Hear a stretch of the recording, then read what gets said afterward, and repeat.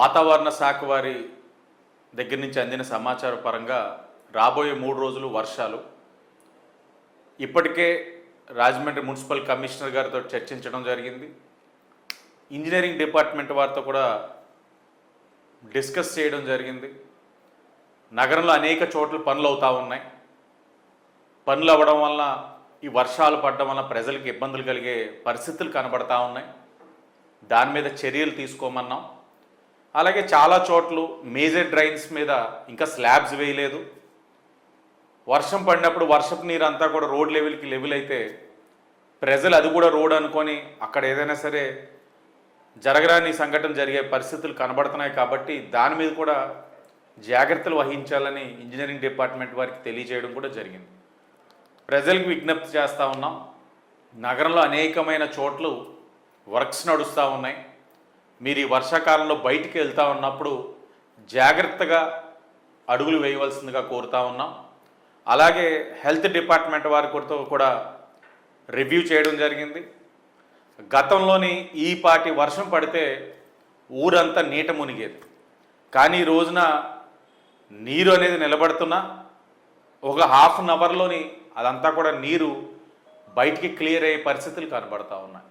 ఇది గత నెల రోజులుగా మనం అదే పని మీద ఏదైతే డ్రైనేజ్ వ్యవస్థ పైన ప్రక్షాళన చేస్తూ పారిశుధ్యాన్ని ఎప్పటికప్పుడు సమీక్షిస్తూ డీసిల్టింగ్ మీద ప్రాధాన్యత ఇవ్వడం వల్ల ఈ యొక్క నెల రోజుల కార్యక్రమం ఈరోజు మీరు ఈ పాటి వర్షానికి కూడా చూడవచ్చు రోడ్లు ఎలా ఉన్నాయన్నది.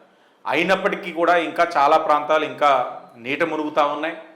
దానిపైన కూడా ఇంజనీరింగ్ వారితో ఏబీ నాగేశ్వరరావు పార్క్ కానీ ఇతర పార్కుల్లో కానీ ఏదైతే ఫ్లడ్ వాటర్ మేనేజ్మెంట్ కోసం ఉన్నాయో అక్కడ కూడా సూచనలు ఇచ్చి అక్కడ జాగ్రత్తలు తీసుకోమన్నాం.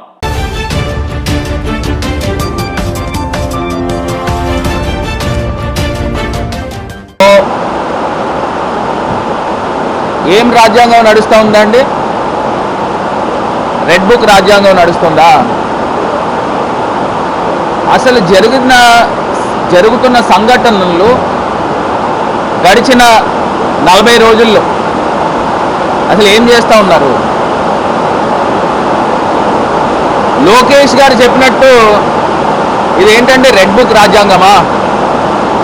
ఆయన చెప్పినట్టు రెడ్ బుక్ రాజ్యాంగమా? అసలు మనం ప్రజాస్వామ్యంలో ఉన్నామా, ఎక్కడున్నామా అని అడుగుతా ఉన్నాం. ఇవాళ ఉదయము మా పార్టీ పార్లమెంట్ సభ్యుడు ఆయన నియోజకవర్గానికి వెళ్తే, మిథున్ రెడ్డి గారు ఆయన నియోజకవర్గానికి వెళ్తే ఆయన పైన రాళ్ల దాడి చేస్తున్న పచ్చ పార్టీ నేతలు ఇదా చేసే కార్యక్రమం? నాకు ఒకటి అర్థం కాని అంశం ఏంటంటే ఆంధ్రప్రదేశ్ రాష్ట్రాన్ని ఎక్కడికి తీసుకెళ్ళిపోతా ఉన్నారు? నిన్నటికి నిన్న రాత్రి వినుకొండలో ఒక యువకుడిని హత్య చేసిన దుర్మార్గపు కార్యక్రమాలు జరుగుతూ ఉన్నాయి. ఆంధ్రప్రదేశ్ రాష్ట్రంలో ఈ హత్యా రాజకీయాలు ఏంటి? నడి రోడ్డు పైన తెలుగుదేశం కార్యకర్త ఎవరో యువ నాయకుడు అంట, మరి అతను ఎవరో తెలియదు, మా పార్టీ ముస్లిం మైనారిటీ పిల్లోడి పైన హత్య చేసి చేతిని నరికేసిన సందర్భం, చెయ్యి పక్కకి వెళ్ళిపోయింది, హత్య చేసిన సందర్భం. అసలు ఆంధ్రప్రదేశ్ రాష్ట్రాన్ని ఎక్కడ తీసుకెళ్ళిపోతా ఉన్నారు? ఆంధ్రప్రదేశ్ ప్రజలకి ఇప్పుడు మీరు ఎన్నుకున్న ప్రభుత్వము హత్యలు చేస్తూ ఉన్నారు, దాడులు చేస్తూ ఉన్నారు, అత్యాచారాలు జరుగుతూ ఉన్నాయి. మైనర్ బాలిక దర్శిని అనే ఒక చిన్నారిని మరి హత్య చేసి లైంగికంగా దాడి చేసి హత్య చేసిన సందర్భం. అది మరొక ముందే విశాఖపట్నంలో ఒక ప్రేమోన్మాది నేరుగా అతను గతంలో ఈ రకమైన కార్యక్రమాలు చేస్తున్నాడని అరెస్ట్ అయ్యాడు. సిద్ధు అనే కుర్రోడు అరెస్ట్ అయిన తర్వాత అతన్ని మళ్ళీ బెయిల్ మీద బయటకు వచ్చి డైరెక్ట్గా ఇంటిపైకి వెళ్ళి దాడి చేసిన సందర్భాలు.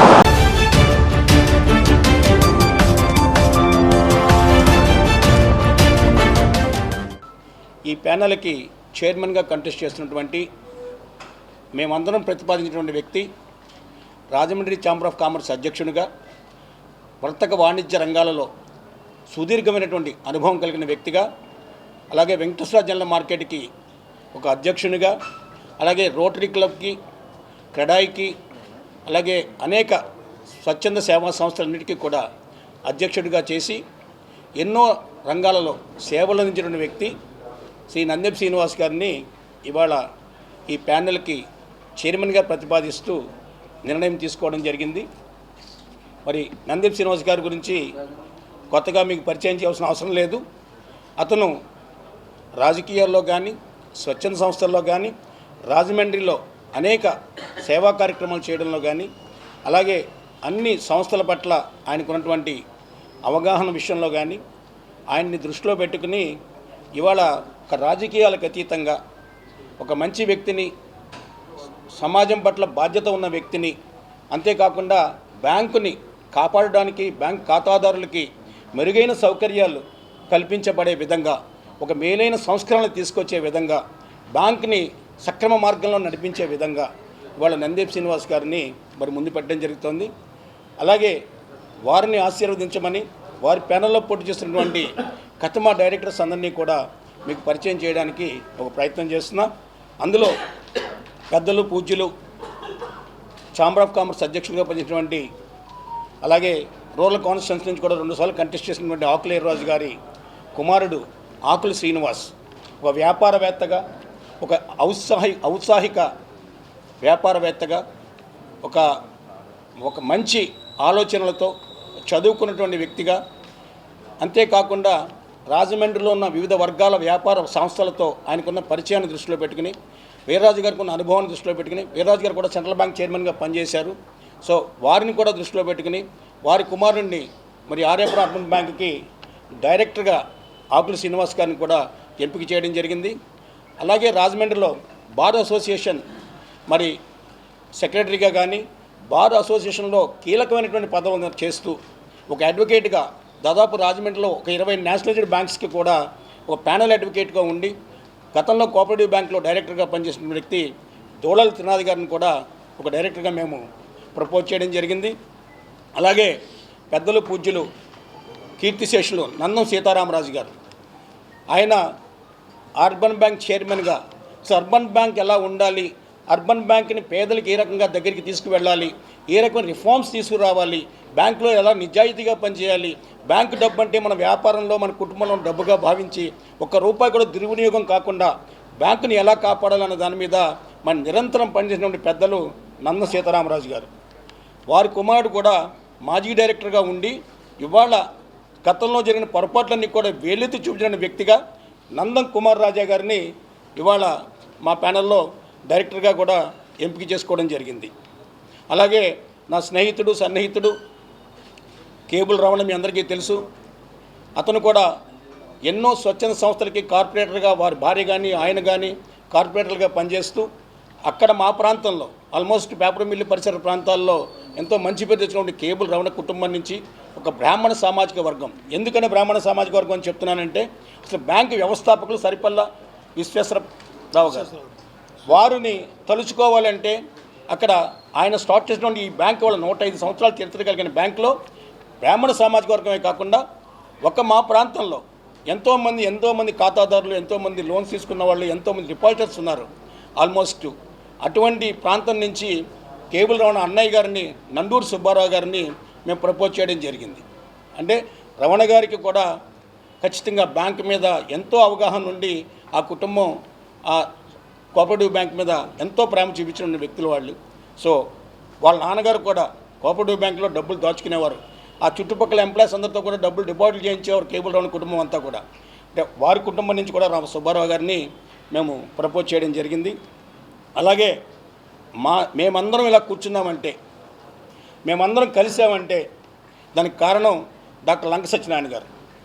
ఆయనకి ఆర్యాపురం అర్బన్ బ్యాంకులో ఉన్న పరిచయం కానీ, ఆర్యాపురం అర్బన్ బ్యాంకులో ఉన్న సేవలు కానీ, ఆర్యాపురం అర్బన్ బ్యాంక్ వచ్చే ప్రతి కస్టమర్ కానీ, డిపాజిట్దారు కానీ, లోన్ తీసుకోవడానికి వచ్చే పేదవాడు కానీ, మధ్యతరగతి కానీ, ఎవరినైనా కానీ డాక్టర్ లంక సత్యనారాయణ గురించి అడిగితే ఖచ్చితంగా అర్బన్ బ్యాంక్లో ఉంటారు.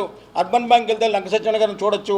ఆయన దగ్గరికి వెళ్తే మన కష్టం తీరుద్ది, మన సమస్య తీరుద్ది, మనకు సలహా చెప్తారు, మనకి ఇబ్బందులు లేకుండా చూస్తారని చెప్పి సహకార రంగంలో పూర్తి బాధ్యత, పట్టు ఉన్న వ్యక్తిగా డాక్టర్ లంక సత్యనారాయణ గారిని మరి ఇవాళ ఈ బెల్ట్లో ఒక డైరెక్టర్గా కూడా వారిని ఎంపిక చేసుకోవడం జరిగింది. వారికి ఉన్న అనుభవాన్ని దృష్టిలో పెట్టుకుని, వారికి ఉన్న ఆలోచనలు దృష్టిలో పెట్టుకుని వారిని ముందు పెట్టి ఈ రకంగా వారిని కూడా ఎంపిక చేసుకున్నామని చెప్పి తెలియజేసుకుంటున్నా. అలాగే పేపర్ మిల్లులో కార్మిక సంఘ నాయకుడిగా, పేపర్ మిల్లులో ఒక సొసైటీకి అధ్యక్షుడిగా ఉండి గతంలో కూడా డైరెక్టర్గా అపాయింట్ కాబడినటువంటి వ్యక్తి, మా అందరికీ ఇష్టడు, కార్మిక సంఘాల నుంచి ప్రాతినిధ్యం వహించాలని చెప్పి ఆలోచన చేసి కస్య రాజేష్ని ఆయన 2 సార్లుగా ఒక కార్పొరేటర్గా పోటీ చేశారు. ఆయన షెడ్యూల్ క్యాస్ట్ నుంచి, ముఖ్యంగా దళిత వర్గాల నుంచి బ్యాంకులో ప్రాతినిధ్యం ఉండాలి. గతంలో జోషి గారు పనిచేశారు పేపర్ మిల్ నుంచి, గతంలో పోలిశెట్టి పనిచేశారు సిపిఐ నుంచి, గతంలో అక్కడే మన పోల్ వెంకటేశ్వర పనిచేశారు. అలాగే ఇటువంటి వాళ్ళందరినీ పేపర్ మిల్లుకి బ్యాంకుకి ఉన్న అనుబంధాన్ని దృష్టిలో పెట్టుకుని రాజేష్ని కార్మిక సంఘాల ప్రతినిధిగా, ఒక కోఆపరేటివ్ సొసైటీ మీద అవగాహన ఉన్న వ్యక్తిగా ఆయన్ని డైరెక్టర్గా కూడా ఎంపిక చేసుకోవడం జరిగిందని చెప్పి తెలియజేసుకుంటున్నా. అలాగే పెద్దిరెడ్ల శ్రీనివాస్ గారు, ఆయన కూడా డైరెక్టర్గా ఎంపిక చేస్తున్నప్పుడు ఒక స్వచ్ఛంద సంస్థల నుంచి ప్రాతినిధ్యం ఉండాలి, స్వచ్ఛంద కార్యక్రమాలు చేసే వ్యక్తులై ఉండాలి, ఆధ్యాత్మికంగా సామాజికంగా సమాజం పట్ల బాధ్యత కలిగిన వ్యక్తిగా ఉండాలి.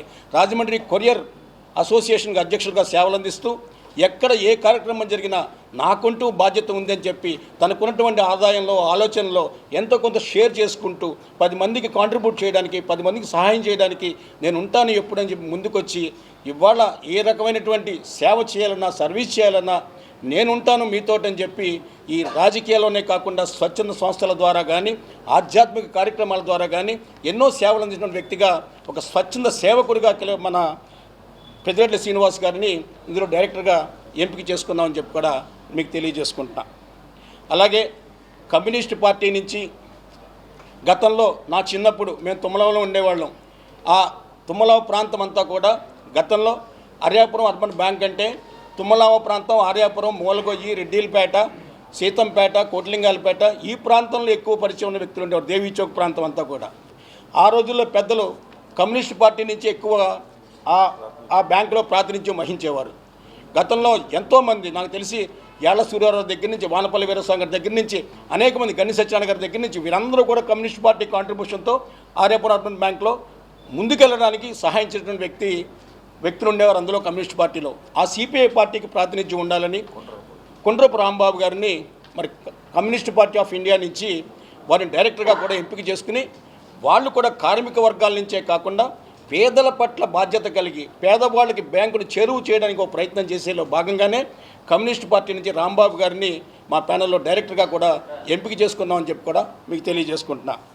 చివరిగా మా అందరి స్నేహితుడు, సన్నిహితుడు, కార్పొరేటర్గా సేవలు అందించి బీసీ వర్గాల నుంచి, సెట్టిబల్లి సామాజిక వర్గం నుంచి ఎన్నో కార్యక్రమాలు చేసి, అంతేకాకుండా రాజకీయాల్లో చైతన్యం ఉండాలి, రాజకీయాల్లో అవేర్నెస్ క్రియేట్ అవ్వాలి, 10 మందికి ఎప్పుడు కూడా ఉపయోగపడే కార్యక్రమాలు చేయాలి, నేను ఒక వార్డు రిప్రజెంటేటివ్గా కాదు రాజమండ్రి పౌరుడిగా నేను ఉండాలి, రాజమండ్రి అంటే నాది అని చెప్పి భావించే వ్యక్తుల్లో మనకు బీసీ సామాజిక వర్గం నుంచి మా పెంకే సురేష్ కుమార్ని ఇవాళ ఆయన్ని డైరెక్టర్గా కూడా ఎంపిక చేసుకున్నాం. అంటే ఇంతమందిని ఇన్ని వివిధ వర్గాల నుంచి, వివిధ కార్యక్రమాల నుంచి, వివిధ స్వచ్ఛంద సంస్థల నుంచి మేము ఎంపిక చేసుకుని ఒక ప్యానల్ని రూపొందించుకుని ఆర్యాపురం అర్బన్ బ్యాంక్ని ముందుకు తీసుకువెళ్ళడానికి, ఆర్యాపురం అర్బన్ బ్యాంక్ని రక్షించడానికి, కాపాడడానికి, దుర్వినియోగం కాకుండా, నిధులు దుర్వినియోగం కాకుండా ఉండడానికి చేసే ప్రయత్నంలో భాగంగానే ఈరోజు ఆర్యాపురం అర్బన్ బ్యాంక్ ఎన్నికల సందర్భంగా మేము ముందుకొచ్చి ఈ ప్యానల్ని ఆశీర్వదించండి, ఈ ప్యానల్కి ఓటు వేయండి, ఈ ప్యానల్కి ఓటు వేస్తే ఖచ్చితంగా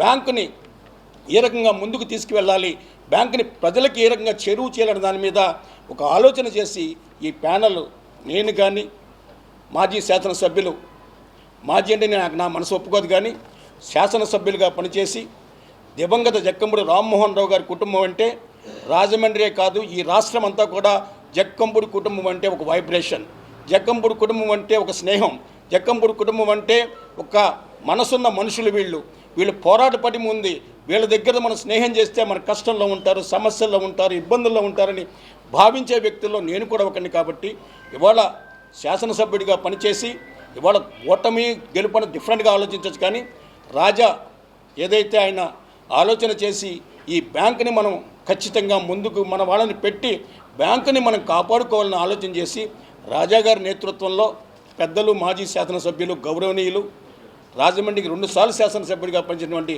రౌతు సూర్యప్రకాష్ గారి నాయకత్వంలో, అలాగే పెద్దలు పూజ్యులు ఆకుల వీర్రాజు గారి నేతృత్వంలో డాక్టర్ గూడూరు శ్రీనివాస్ గారు, ఆయన రాజకీయాల్లో కొత్త కాదు, రాజకీయంగా నిత్యం ఆలోచించే వ్యక్తి.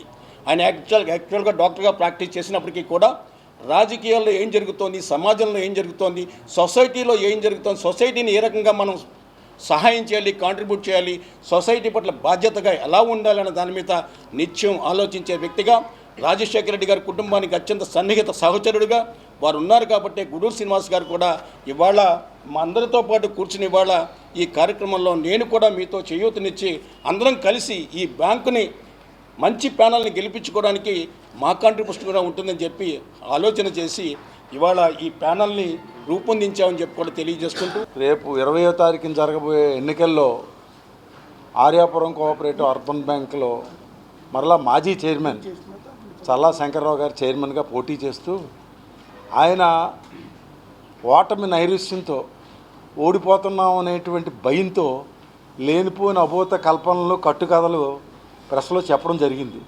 ఇవాళ ఆధారాలతో సహా కొన్ని విషయాలు, ఇప్పుడు ఒక అబద్ధాన్ని నిజం చేద్దామని అనుకుంటే అది పొరపాటు. ఇవాళ పేపర్ల మీద ఉంది, అన్నిటి మీద ఉంది.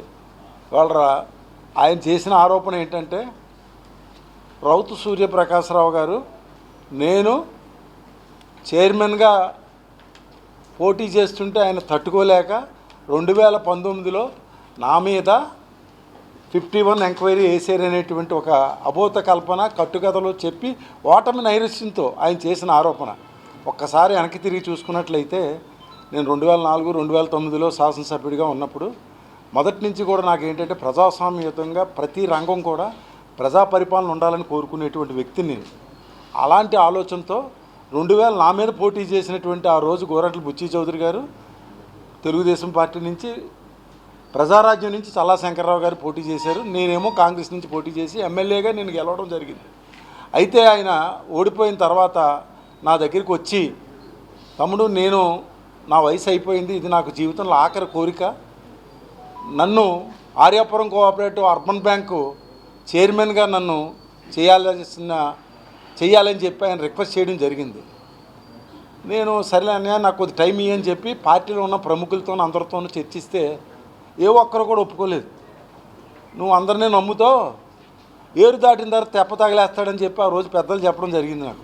అది ఈరోజు నిజమైంది. అది అయితే కాలం అయితే కానీ కొన్ని విషయాలు బయటపడవని చెప్పి ఆ రోజు స్పష్టంగా చెప్పారు సీనియర్లు, అనుభవం ఉన్న వాళ్ళు అందరూ కూడా. ఎవరు ఒప్పుకోలేదు పార్టీలో ఉన్నవాళ్ళు.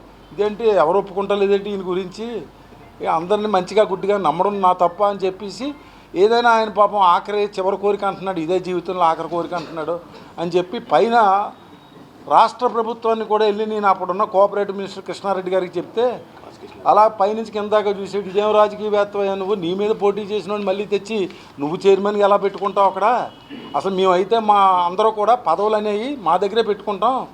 చిరు వ్యాపారాలు చేసుకునేటటువంటి వాళ్ళని కావచ్చు, లేకపోతే పేదలు ఇంటి నిర్మాణాల కోసం కావచ్చు, అంటే కోఆపరేటివ్ సహకార సంఘాలంటేనే చిన్న చిన్న వాళ్ళకి ఉపయోగపడేటటువంటి సంస్థ. సో అటువంటి సంస్థని కాపాడుకోవాల్సినటువంటి బాధ్యత మనందరి మీద ఉన్నది అనేటువంటి ఉద్దేశంతో ఒకంత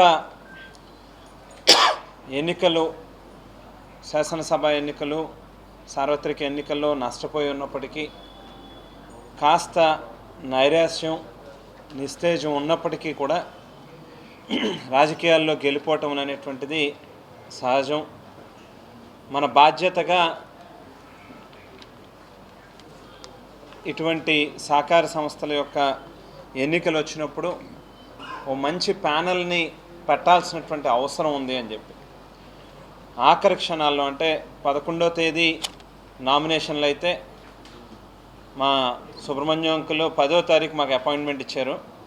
అందరం కలిపి ఆ రోజు కూర్చుని అక్కడికి 13వ తేదీ సాయంత్రం విత్డ్రాల్స్ అయ్యేంత వరకు కూడా ఒకంత కన్ఫ్యూజన్తో ఉన్నప్పటికీ విత్డ్రాల్స్ పూర్తయిన తర్వాత మరి పెద్దలందరూ కూడా కూర్చుని ఒక నిర్ణయం తీసుకుని కేవలం ఆంధ్ర రాష్ట్రంలోనే కాదు భారతదేశంలోనే ఒక గుర్తింపు కలిగినటువంటి సహకార సంస్థ ఆర్యాపురం కోఆపరేటివ్ అర్బన్ బ్యాంక్ని రాజమండ్రి ప్రజల కోసం, ఈ గోదావరి జిల్లాల ప్రజల కోసం కాపాడుకోవాల్సినటువంటి బాధ్యతగా భావించి ఒక మంచి బెల్ట్ని, ఒక అనుభవం, ఒక సామర్థ్యం ఉన్నటువంటి చైర్మన్ని, బెల్ట్లో ఉన్నటువంటి సభ్యుల్ని నందెప శ్రీనివాస్ గారి దగ్గర నుంచి మొదలుపెట్టి సభ్యులందరినీ కూడా ఇందాక చాలా డీటెయిల్డ్గా, చాలా క్లియర్గా సుబ్రహ్మణ్యం అంకుల్ చెప్పారు. వాళ్ళ సామాజిక వర్గాలు కావచ్చు, వాళ్ళ ప్రొఫెషన్స్ కావచ్చు, వాళ్ళ యొక్క క్యారెక్టర్ కావచ్చు, అన్నీ కూడా ఎస్టాబ్లిష్ చేస్తూ చాలా క్లియర్గా డీటెయిల్డ్గా చెప్పారు. నాతో కలిసి 10 మంది కలిసి మా రాయమండ్రిలో ఉంటున్న ప్రముఖ పెద్దలందరూ కలిసి జక్కంపూడి రాజా గారు, రావు సూర్యప్రకాష్ గారు, శివరాం సుబ్రహ్మణ్యం గారు, ఆకుల వీర్రాజు గారు, మన డాక్టర్ గూడు శ్రీనివాస్ గారు, ఇంకా ఇతర ప్రముఖులందరూ కూడా కలిసి మన రాయమండ్రి ఆర్యాపురం కోఆపరేటివ్ బ్యాంక్ ఎలక్షన్లో మనం పెట్టాలి దీన్ని.